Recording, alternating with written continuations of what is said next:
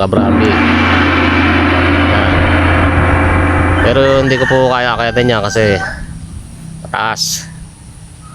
Mataas kasi yan eh. Tayog yan eh. Ang nakakait ko lang guys yan. Ito. Medyo mababa. Kaya lang pagdating mo sa dulo, kaya nga sinabi ko, napakaraming langgam. Titiisin mo lang yung kagat. Titiisin mo lang yung kagat ng langgam. Kaya na ang bunga niyan. Pero naisipan lang natin kunin kasi minsan sawa na rin ako sa buko. Wala nung tayo ay dumating. Ayan. Mga buko natin dami. Dami. Yan. Dami natin buko. Pero kaya lang nasa dulo may pugad ng langgam daw guys. What the fuck? Okay po sa iyo mga kaprombi. Ito sa ating lugar na ating ginagalawan mga kaprombi. At ito po sa iyo sa mga ating nakakatanim. Guyabano. Ito naman yung ating langka. Yan o, wala pa siyang bunga.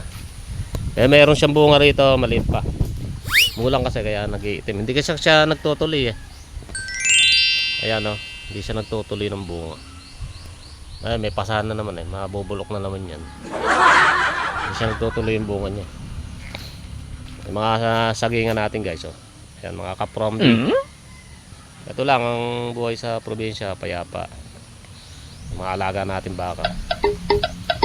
Yan yung ating buko. Ikot-ikot po muna tayo, wala po kasi tayong gagawin pa. Yung ating babuyan yun, dadalaw na lang kasi yung ating baboy dun eh. Kaya mga sagingan natin sa may dulo, nandun pa. Kaya mga baka natin.